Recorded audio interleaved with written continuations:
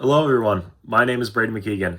I'm a business management student at Coastal Carolina University, and today I'm going to talk about the manufactured wooden and plastic reel industry. When people hear the word reel, they may think of fishing reels or social media reels, but in this case, I'm talking about the large wooden and plastic reels that are used to hold wire, cable, rope, fiber optic cable, welding wire, and other wound products. This industry is important because these reels help transport and protect materials that are used in construction, utilities, telecommunications, manufacturing, and energy. In this podcast, I will cover the key companies in the industry, the market structure, the barriers to entry, and the current trends.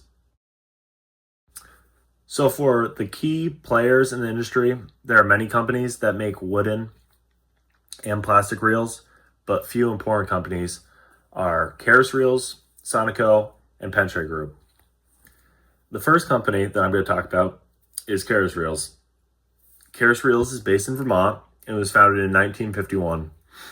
The company makes wooden reels, plastic reels, plywood reels, recycled reels, and other products for the wire and cable industry. Karis Reels is also employee-owned, which means employees have ownership in the company. Their products are used by companies that need reels to package, ship, and store wire and cable. The second company is Sonico. Sonico is a large packaging company that makes many different industrial packaging products. In the reels and spools market, Sonico makes wood reels, plastic reels, steel reels, returnable reels, and polyfiber reels. Sonico also has a recycling program where used or damaged reels can be collected, repaired, reused, or turned into new products. This is important because many companies today are trying to reduce waste and be more sustainable. The third company is Pentray Group. Pentray Group is located in the United Kingdom and is known as a major European manufacturer of reels, drums, and spools. The company makes plastic, metal, plywood, steel, and other types of reels. Pentray serves industries like wire, cable, fiber optic cable, and other businesses that need strong packaging for wound products. These companies are important because they supply reels that are used by bigger industries such as telecommunications, electrical wire, and construction, and also energy. Next, I'm going to dive into the market structure for this industry. The manufactured wooden and plastic reels industry is best described as an oligopoly with some competition from smaller firms. An oligopoly is a market where a small number of large companies control an important part of the industry. This industry is not a monopoly because there is more than one company. It also is not a perfect competition because the products are not all exactly the same, and it is not easy for anyone to start a reel manufacturing company. Companies in this industry compete on price, quality, product design, and delivery speed, location, and customer relationships. For example, a company may need a specific size reel, a certain strength, or a reel that works with their machines. This means manufacturers often have to make custom products instead of selling one basic product to everyone. The industry also has many smaller manufacturers, but the larger firms have advantages because they have more plants, better equipment, more experience, and strong relationships with customers. There are a fairly high number of barriers to entry in this industry. The first barrier is startup cost. A company would need buildings, machinery, molds, saws, forklifts, trucks, raw materials, and workers. Making wooden reels requires lumber, plywood, fasteners, cutting equipment, and assembly equipment. Making plastic reels requires plastic resin, molds, injection molding equipment, and technical knowledge. This can be expensive for a new company. The second barrier is customer trust. Reels seem simple, but they have to hold heavy wire or cable safely. If a reel breaks, the customer could lose money, damage cable, or slow down production. Because of this, Wire and cable companies usually want suppliers they can trust. The third barrier is transportation. Wooden and plastic reels can be large and bulky. Shipping them can be expensive, so location matters. A company with several plants or warehouses has an advantage because it can deliver faster and cheaper to customers in different areas. The fourth barrier is design and customization. Customers may need reels in different sizes, materials, and strengths. Some reels are made for one-time use, while others are returnable or reusable.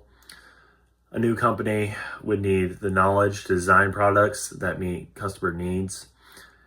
The fifth barrier is sustainability and recycling. More companies are looking for reusable or recycled reels. Businesses that already have recycling systems or return programs have an advantage over new companies. Because of these reasons, the barriers to entry are high. It is possible for a new company to enter, but it would be hard to compete with established firms right away. For the current trends, there are several current trends affecting the manufactured wooden and plastic reels industry. One major trend is the growth of telecommunications and fiber optic cable. As more areas need better internet, fiber optic cable is being installed in more places. This increases the need for reels that can hold and protect cable during shipping and installation. Another trend is growth in energy and utilities. Electric power lines, renewable energy products, and construction all require wire and cable. While demand for cable goes up, demand for reels also increases. Third reason is sustainability. Companies are trying to reduce waste, reuse material, and recycle more products. Wooden reels can often be repaired or reused, but reels can also be made from recycled materials or designed to be reused multiple times. This matters because many customers want packaging that is strong, but also environmentally responsible. Another trend is automation. Some wire and cable manufacturers use machines that wind cable at high speeds. This means reel manufacturers have to make products that are consistent, strong, and able to work with automated equipment. The final trend is the use of plastic reels in certain industries. Plastic reels can be lighter, cleaner, and more resistant to moisture than wooden reels. This makes them useful for products like fine wire, welding wire, magnet wire, and fiber optic cable. However, wooden reels are still important because they are strong, cost-effective, and widely used for heavier equipment. To wrap this all up, the manufactured wooden and plastic reels industry is more important than many people realize. These reels are used to move and protect wire, cable, rope, and other products that support construction, utilities, telecommunications, and manufacturing. Some key companies in the industry include Karis Reels, Sonico, Pentrade Group. The market structure is best described as an oligopoly because a few larger firms have strong positions, but there are still some smaller companies that are competing. The barriers to entry are high because starting a reel company requires expensive equipment, reliable materials, customer trust, transportation networks, and technical knowledge. For the current trends, it includes higher demand from fiber optic cable, utilities, and construction, along with more focus on recycling, reusable products, automation, and plastic reel technology. I just want to thank you for listening, and I hope this helps explain how the manufactured wooden and plastic reels industry works from an economics point of view. Thank you.